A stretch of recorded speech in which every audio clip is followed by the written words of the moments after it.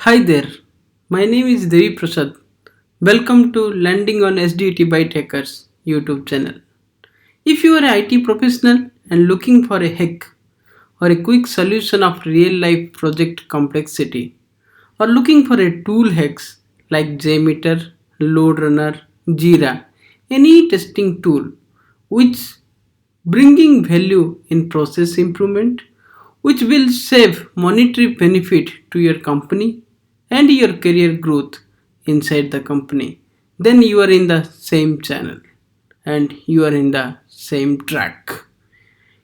Here is a bit intro about me. Having 13-year experience in professional ladder and exposure to all kind of testing, automation and performance field.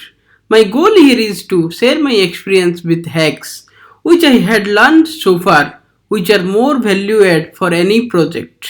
I want to save your valuable time and share the hacks to improve your professional productivity and stand behind you in your success as a ladder for you. In today's hack, we are going to discuss how you can convert REST API or Postman call to a Jmeter script in few clicks. I am super excited to share the technique with you guys. Please like and subscribe my channel for such valuable tips and tricks. Let's go over step by step approach. In the first step, we'll set up the proxy for Postman by going to the proxy tab, add a custom proxy in the configuration. The second step is set up the Jmeter. Add a recording template, set up the target controller and port. We'll see how we can set up the target controller and port in my demo time. Then once Postman and Jmeter configuration is done, then we can run the test. During running the test, we will hit the Postman call in Postman and the calls will be recorded in Jmeter, which will create automatic Jmeter script for us. That's quite a bit interesting, right? Let's go and see how it works. I'm opening my Postman now. The first approach in my Postman is I have to do a setup, right? So I click on the setting button in Postman. Then there is an option called setting. So I will click on setting. So I will move to the proxy tab in the setting panel. Then I have select add a custom proxy configuration. Okay, basically it is a system proxy and we have add custom proxy configuration because we are going to create a custom proxy which help us to define the proxy server and the port details. The same proxy server and port details will be configured in Jmeter. So then only whenever there is a call happen in Postman, that call will be recorded in Jmeter. Okay, let's go ahead and write the proxy server as a localhost and provide the port number is 8888. You can provide any 4-digit number here that should be matched during the Jmeter configuration as well. Okay, let's close the window and we are done with the setup in Postman. Let's move to the second step. In the second step, we are going to do the Jmeter setup. Let's move to the Jmeter setup. You have opened a Jmeter. Okay, so click on the recording template. So once you click on the templates, you can able to see there is a drop down available for you. Click on the drop down and select a recording template. Okay, I have some more option in the template showing how to record. There are configuration for Jmeter configuration and browser configuration. Okay, everything have done. So these are the default port setup before it's done the recording. So in part you have done the recording means there is auto save of the recording port details. Okay, so I am not going to do anything here. I will click on the create button. So once I click on the create button, I have three options. One is host to record, another is recording output file, another is skim to record. Okay, I am not going to change anything here. So I am going to click on the create button. Once I click on create button, I can able to see in the left hand side my schema is ready. The second step here I am going to do is I will click on test script recorder.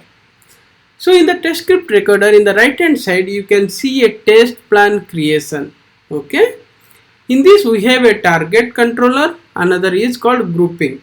Okay. I have selected target controller as a use recording controller, and the grouping I select put each group in a row transaction controller. Okay. Once I have done these two setup, I am going to click on the start button. So as soon as I click on the start button, it is prompting for a root CS certificate in Apache Jmeter, right? Normally this certificate present in Jmeter bin folder. So you no need to manually import that certificate. It auto pick the certificate. You just click on OK to proceed further. If you see any problem in CS certificate, feel free to put a comment. So I will try to help you on that. Once you click on the OK button, there is a pop-up to write your transaction name. So what is your transaction name you are going to capture? That transaction name you can provide here.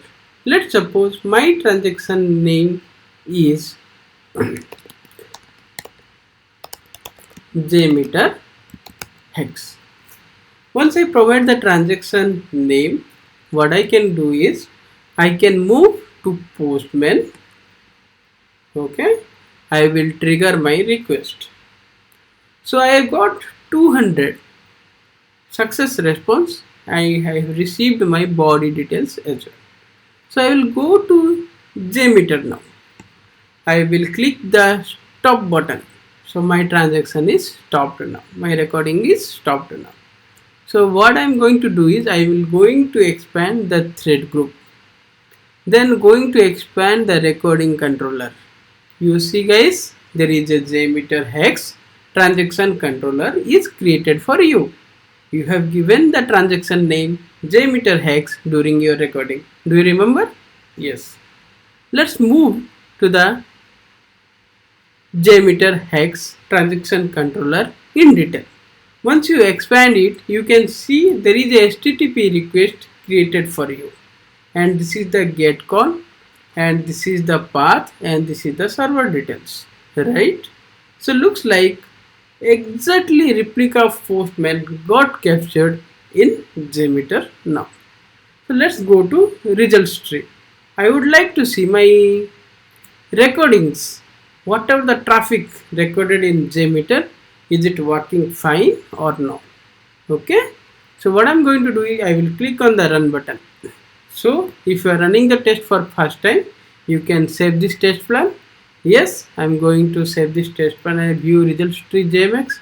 Yes, I already have this, so I'm going to override it. Okay. So my test is saved successfully. See, once I click save, automatically my Jmeter request got run successfully, and this is my request and this is my response. Clear this and try to run the test again.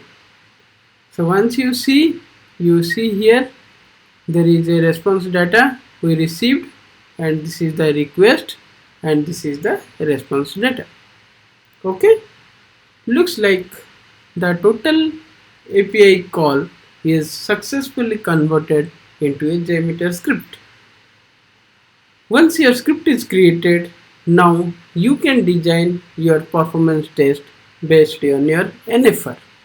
Hope this technique helps you to reduce the script creation in Jmeter. Happy learning! Stay tuned for this channel for more such tips and tricks. See you guys again. Bye. Take care.